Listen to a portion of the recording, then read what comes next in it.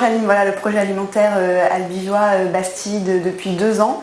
Donc c'est un PETR, le PETR albigeois Bastide, qui est composé de 5 communautés de communes plutôt rurales. On a 60 000 habitants sur les 5 communautés de communes.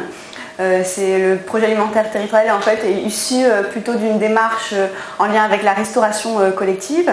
Et ça fait 2 ans que les élus souhaitent élargir la thématique et pas se concentrer seulement sur la restauration collective, mais aller un petit peu sur tous les champs en fait, de l'alimentation. Et donc 2016, il y a eu le recrutement du chargé de mission pour animer ce projet alimentaire territorial. On a eu une phase de rencontre avec les acteurs, de mobilisation de différents partenaires pour écrire en fait, une stratégie de notre projet alimentaire territorial qui se décline en plusieurs axes, comme le font la plupart du temps les projets alimentaires territoriaux. Et puis en fait, depuis juin 2017, on a fait le choix de faire des plans d'action annuels. Donc on a eu juin 2017 jusqu'à juillet 2018 un premier plan d'action. Je ne vais pas citer les actions là, mais différents types d'actions, restauration collective, sensibilisation, mobilisation des citoyens, avec les offices de tourisme, sur le foncier agricole aussi.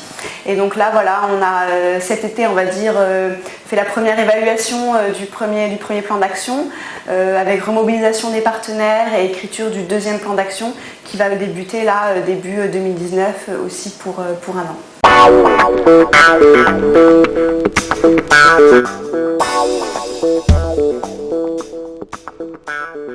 J'ai suivi un petit peu les travaux, les outils, les différentes publications qu'ont mis en place le réseau national pour les projets alimentaires territoriaux. Et après, moi, ce que ça m'a apporté, c'est beaucoup du réseau de l'échange en fait, avec les autres projets alimentaires territoriaux, pouvoir avoir une liste en fait concrètement de territoires qui se posent aussi ces questions-là sur l'alimentation, pour pouvoir après les contacter effectivement et avoir des retours d'expérience de leur part. Après je vais beaucoup potasser le guide méthodologique par rapport au financement des projets alimentaires territoriaux, parce que c'est toujours c'est quelque chose qui est vraiment qui est important et qui est toujours difficile.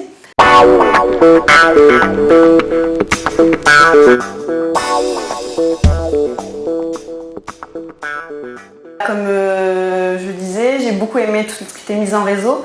Donc j'attends effectivement que la mise en réseau puisse continuer et qu'il puisse y avoir encore plus d'échanges peut-être entre les différents membres de ce réseau-là sous différentes formes. C'est vrai que pour l'instant, on a des conférences ou des séminaires de lancement.